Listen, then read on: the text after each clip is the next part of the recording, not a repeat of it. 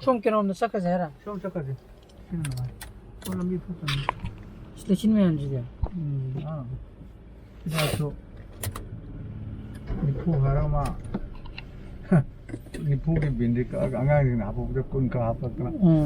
야, 뭐 아예 묵혔다리. Good morning guys. Welcome back to my channel. मैं नुआई बिने खले. आज अयुक की पुंग निपान तासले को तो लेकिन दी हम पसंद था रहेंगे सीधी. तो बागा हम ngomong de cepet tuh. Itu kita selalu gigi.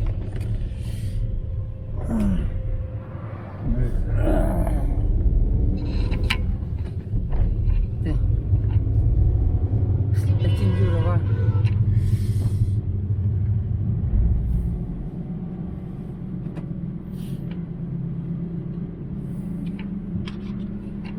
Ini pagi gari itu nih kosel aja. Mai mah pandai lera meba. Lagi dong tuh kotor lah bina.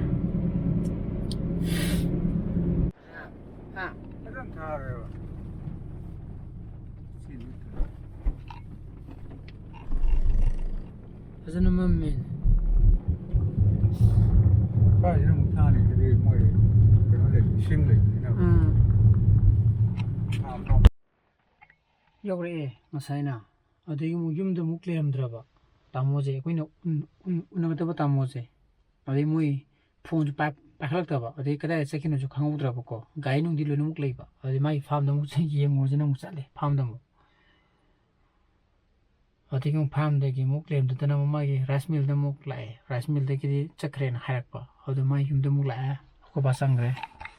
Tu lady, Leiram ketua malah pokok rice mill deh kita thokren hai deh, yung nom tu cakram ni na.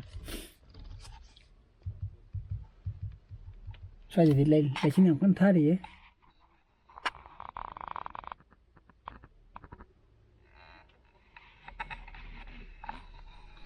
Kau baga tu beri sana zara.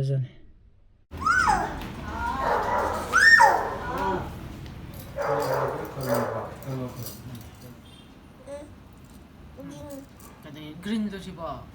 Kumuk tong ni na pore itu moza aja lok thok reba. Moza tong kadam ne kumuk tong. Mari yau tiye. Yadra botong ka. Semati bung tole. Tapi adi. Aja sesi yang jika ya juro. Jikia. Mana tam gitu no udre yang cik terluci ni.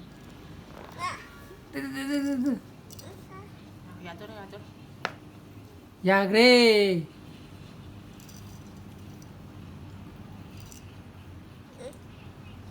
Tunggu yare ne. Mama. No.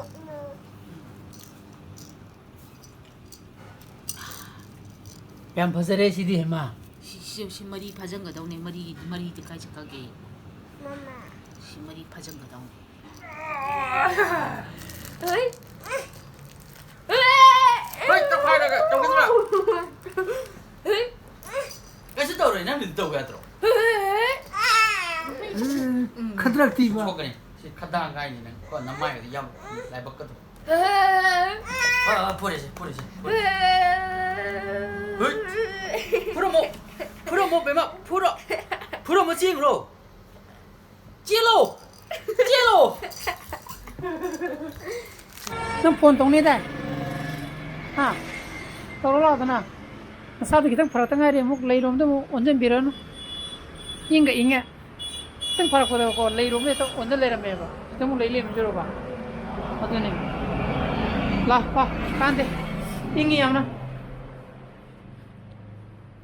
Aku ini hajik school में हम तो जो अंगांग की fee 30% थी वो ना करना तो मरी देना आई चनोपा की जो लाएगा हेरिटेज की जो 30% थी वो ना और तो ये हजिक ना लेगा ये थीतो करने बा चनोपा की जे मान मोये थारी जे लिसिंग 6 months की ने बा ये उलके हमको ना फासे बता के मिलूँ ना क्या चल रहा है तो था तरुक की 30% थी बकांदा चनोपा की जे पुन्ना लिसिंग अनिगा 2,970 ताएगा for 6 months ko 30% da adana ai gi wakhan da di 30% je thidok pi bana ju chung ꯆꯨꯝꯃꯦꯅ ꯂꯧꯖꯩꯀꯣ ꯁꯤ ꯌꯥꯝꯅ ꯌꯥꯝꯕ ꯑꯦꯃꯥꯎꯟꯁꯨ ꯅꯠꯇꯦ ꯁꯤꯁꯤꯅ ꯈꯔ ꯃꯈꯩ ꯑꯗꯨꯝ ꯑꯩꯈꯣꯏꯒꯤ ꯄ꯭ꯔꯥꯏꯚꯦꯠ ꯁ꯭ꯀꯨꯜꯗ ꯑꯣꯖꯥ ꯑꯣꯏꯔꯤꯕ ꯑꯗꯒꯤ ꯁ꯭ꯇꯥꯐ ꯅꯟ ꯇꯤꯆꯤꯡ ꯁ꯭ꯇꯥꯐ ꯃꯌꯥꯝꯗꯣ ꯃꯣꯏꯁꯨ ꯁꯦꯂꯔꯤ ꯈꯔ ꯃꯈꯩꯗꯤ ꯑꯗꯨꯝ ꯄꯤꯕ ꯑꯗꯨꯝ ꯉꯝꯒꯅꯤꯅ ꯈꯜꯂꯤꯀꯣ ꯑꯗꯣ ꯑꯇꯩ ꯑꯇꯩ ꯃꯌꯥꯝ ꯑꯃꯗꯤ ꯂꯩꯈ꯭ꯔꯦ ꯃꯗꯨꯗꯤ ꯑꯩꯈꯣꯏꯅꯁꯨ ꯎꯔꯨꯕ ꯌꯥꯗ꯭ꯔꯦꯗꯅ ꯅꯠꯇ꯭ꯔꯥ ꯁꯤꯗ ꯌꯥꯝ ꯂꯩꯈ꯭ꯔꯦ ꯍꯥꯏꯁꯦ ꯑꯩ ꯋꯥ ꯌꯥꯝꯅ ꯍꯥꯏꯖꯗ꯭ꯔꯕꯅꯤꯀꯣ ꯑꯗꯨꯅ ꯁꯤꯗꯤ ꯄꯤꯐꯝ ꯊꯣꯛꯄ ꯊꯤꯐꯝ ꯊꯣꯛꯄ ꯍꯦꯟꯅ ꯈꯜꯂꯤꯀꯣ ꯁꯤꯁꯤꯃꯗꯤ ꯑꯗꯨꯝ ꯔꯤꯖꯅꯦꯕꯜ ꯑꯣꯏꯌꯦꯅ ꯈꯜꯂꯤ ꯁꯤꯁꯦ ꯑꯩ ꯐꯣꯟ ꯄꯤꯔꯒꯦ ꯅꯠꯇ꯭ꯔꯒ ꯅꯪ ꯐꯣꯟꯗꯣ ꯄꯤꯔꯛꯑꯣ ꯀꯩꯅꯣꯒꯤ ꯅꯪꯒꯤ ꯐꯣꯟ ꯃꯅꯤꯡꯗ ꯂꯤꯠꯅ ꯄꯤꯔꯛꯑꯣ ꯁꯤꯅ ꯑꯩꯈꯣꯏꯒꯤ ꯐꯤ ꯑꯃ ꯊꯤꯗꯣꯛꯈꯤ ꯃꯣꯏ ꯅꯍꯥꯟ ꯂꯤꯡ ꯊꯥꯔꯛꯑꯦꯕ ꯃꯣꯏꯒꯤ ꯍꯦꯔꯤꯇꯦꯖꯀꯤꯗꯤ ꯑꯣꯟꯂꯥꯏꯟꯗ ꯊꯤꯕ ꯌꯥꯏꯑꯕ ꯑꯗꯣ ꯉꯁꯤ ꯂꯥꯁ ꯗꯦꯠ ꯑꯣꯏꯅ ꯍꯥꯏꯔꯛꯄ ꯃꯣꯏꯒꯤ ꯂꯤꯡꯇꯣ ꯑꯩꯅ ꯉꯔꯥꯡ ꯍꯥꯏꯔꯞ ꯌꯦꯡꯈꯤꯕꯅꯦ ꯉꯁꯥꯏꯗꯅ ꯑꯗꯨꯅ ꯑꯇꯣꯞꯄ ꯁ꯭ꯀꯨꯜꯒꯤꯁꯨ ꯁꯨꯃꯥꯏꯅ ꯑꯣꯟꯂꯥꯏꯟ ꯄꯦꯃꯦꯟ ꯌꯥꯅꯕ ꯑꯗꯨꯝ ꯁꯤꯜꯂꯝꯒꯗꯕ ꯃꯥꯜꯂꯤꯀꯣ ꯁꯤꯅꯗꯤ ꯈ꯭ꯋꯥꯏꯗꯒꯤ ꯐꯕ ꯍꯧꯖꯤꯛꯇꯤ ꯐꯤꯕꯝꯁꯤꯅꯗꯤ ꯀꯅꯥꯅ ꯕꯦꯡꯛꯇ ꯑꯃꯨꯛ ꯀ꯭ꯌꯨ ꯂꯦꯞꯄꯨꯅꯤ ꯆꯠ ꯈꯣꯠꯄꯗꯤ ꯉꯝꯃꯔꯣꯏꯗꯅ ꯇꯟꯁꯨ ꯇꯜꯂꯤꯗꯅ ꯑꯗꯨꯅ ꯁꯤꯅ ꯈ꯭ꯋꯥꯏꯗꯒꯤ ꯁꯦꯞ ꯁꯥꯏꯠ ꯑꯣꯏꯔꯦ ꯑꯗꯨꯅ ꯁꯤ ꯑꯝꯇꯪ ꯊꯤꯗꯣꯛꯈꯤꯒꯦꯀꯣ ꯄꯩꯁꯥꯁꯦ ꯁꯤ ꯊꯤꯗꯣꯛꯈ꯭ꯔꯗꯤ ꯋꯥꯏ ꯁꯪꯉꯅꯤ ꯅꯠꯇ꯭ꯔꯗꯤꯕꯀꯣ ꯍꯟꯖꯟ ꯍꯟꯖꯟ ꯁꯨꯝ ꯐꯣꯟ ꯇꯧꯔꯛꯄꯅꯤ ꯈꯪꯗꯦ ꯀꯅꯥ ꯈꯪꯅꯤ ꯇꯧꯁꯤꯜꯂꯛꯑꯗꯤ ꯗꯥꯎꯗꯤꯕ ꯃꯩ ꯑꯃꯨꯛ ꯃꯨꯠꯈ꯭ꯔꯦ ꯇꯨ ꯁꯤꯅ ꯀꯣꯄꯤ ꯄꯦꯁ ꯇꯧꯕꯒꯤ ꯉꯔꯥꯡꯁꯨ ꯃꯩ ꯃꯨꯠꯂꯦ ꯁꯤꯒꯨꯝ ꯀꯥꯟꯗ ꯍꯧꯖꯤꯛꯁꯨ ꯃꯨꯠꯈ꯭ꯔꯦ ꯉꯔꯥꯡꯕꯨꯗꯤ ꯏꯃꯥꯟꯅꯕꯒ ꯄꯥꯎ ꯐꯥꯎꯅꯕ ꯀꯥꯟꯗꯗꯤ ꯑꯩꯈꯣꯏꯒꯤ ꯃꯥꯂꯣꯝ ꯕꯖꯥꯔꯣꯝꯗ ꯑꯩꯆ ꯇꯤ ꯂꯥꯏꯟ ꯃꯨꯠꯂꯦ ꯃꯥ ꯀꯣꯟꯅ ꯆꯥꯒꯦ ꯑꯩꯆ ꯇꯤ ꯂꯥꯏꯟ ꯇꯠꯂꯦꯅ ꯍꯥꯏꯔꯛꯑꯦꯕꯀꯣ ꯑꯗꯨꯕꯨꯗꯤ ꯊꯨꯅꯕꯨꯗꯤ ꯁꯦꯝꯕꯤꯔꯦ ꯍꯧꯖꯤꯛꯄꯨꯗꯤ ꯌꯥꯗ꯭ꯔꯒꯁꯨ ꯊꯨꯅꯕꯨꯗꯤ ꯁꯦꯝꯃꯦꯗꯅ ꯑꯗꯨꯕꯨ ꯍꯧꯖꯤꯛ ꯃꯨꯠꯈ꯭ꯔꯦ ꯌꯦꯡꯉꯨ ꯍꯟꯗꯛ ꯃꯔꯛꯁꯦ ꯃꯩ ꯌꯥꯝ ꯅꯨꯡꯉꯥꯏꯇꯦꯕ ꯗꯥꯎ ꯌꯥꯗꯕꯅꯔ ꯀꯩꯅꯣꯀꯣ ꯇꯠꯄꯒ ꯈꯣꯠꯄꯒ ꯇꯧꯕ ꯍꯥꯏꯇꯥꯔꯦ ꯑꯗꯣ ꯄꯨꯡ 3 ꯃꯤꯅꯤꯠ 10 ꯆꯠꯂꯦ ꯏꯆꯥꯅꯨꯄꯥꯒꯤ ꯉꯁꯥꯏꯒꯤ ꯐꯤꯗꯨꯁꯨ ꯊꯤꯗꯣꯛꯈ꯭ꯔꯦꯕꯀꯣ ꯃꯗꯨꯅ ꯋꯥꯏ ꯁꯪꯉꯦ ꯑꯗꯣ ꯍꯧꯖꯤꯛ ꯃꯩꯁꯦ ꯁꯣꯝꯗ ꯉꯥꯜꯂꯦ ꯍꯧꯖꯤꯛ ꯑꯩꯈꯣꯏ ꯕꯥꯒ ꯑꯩꯒ ꯃꯥꯏ ꯀꯦꯁ ꯑꯃ ꯆꯠꯁꯦꯅ ꯍꯥꯏꯔꯛꯄ ꯁꯤꯗ ꯒꯥꯔꯤ ꯊꯧꯖꯤꯜꯂꯣꯅ ꯍꯥꯏꯔꯝꯕꯅꯦꯕ ꯑꯩꯈꯣꯏ ꯅꯥꯎꯒꯤ ꯉꯁꯥꯏ ꯑꯩꯅ ꯄꯨꯕꯗꯣ ꯑꯩ ꯏꯔꯨꯖꯔꯤꯀꯥꯟꯗ ꯑꯩ ꯈꯣꯡꯎꯞ ꯇꯣꯡꯗꯅ ꯆꯠꯀꯦ ꯇꯧꯔꯝꯃꯦ ꯑꯗꯨꯗ ꯀꯦꯁ ꯑꯃ ꯂꯥꯛꯑꯦꯅ ꯍꯥꯏ ꯑꯗꯨꯅ ꯅꯍꯥꯟꯒꯤ ꯑꯗꯨꯃꯥꯏꯅ ꯖꯁ ꯆꯠꯂꯔꯒ ꯌꯦꯡꯉꯨꯔꯒ ꯑꯗꯨꯝ ꯐꯠ ꯂꯥꯎ ꯂꯥꯛꯄꯤꯕꯤꯕꯅꯦ ꯃꯦꯀꯣꯂꯥꯗꯀꯣ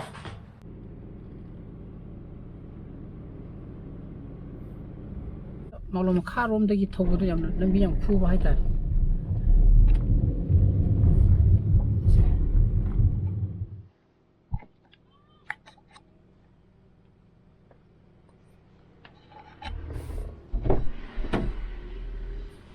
ꯕꯦꯒ ꯃꯆꯥꯗꯨꯒꯗꯤ ꯄꯥꯏꯈ꯭ꯔꯣ ꯁꯤꯗꯤ ꯄꯥꯔꯒꯦ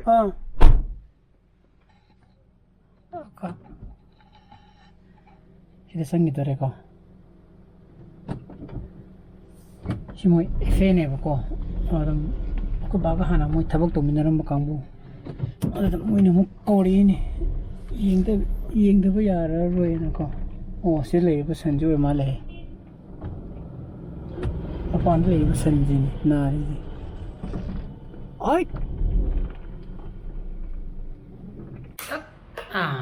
ꯌꯨꯝꯗ ꯌꯧꯔꯛꯑꯦ ꯀꯨꯏꯗꯦꯗ minute 10ꯃꯨꯛ ꯀꯨꯏꯔꯝꯒꯗ꯭ꯔꯥ 이제는 빨라 안 메나 시대. 저시야. 사이비가.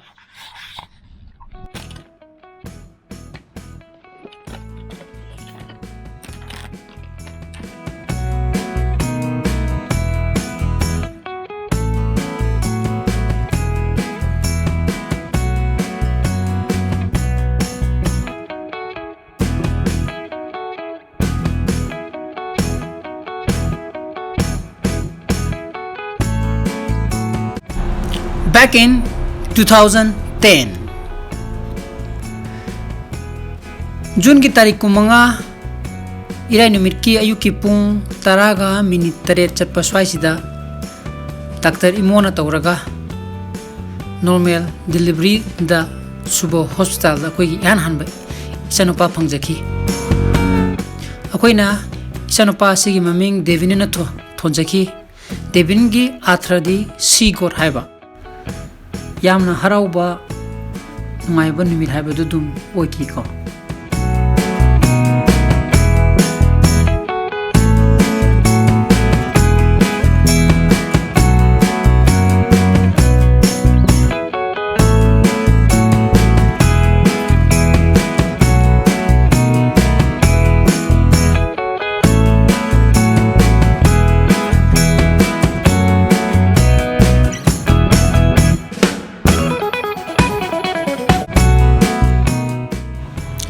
Devina chahi amaga makhai muk harpa kanda ahanba oina kwakiteda leba PP kids to maduda day boarding thamaki maduda ma chahi ani muk day boarding de leire 2014 dagi heritage convent da pre nursery tamba horakhi ko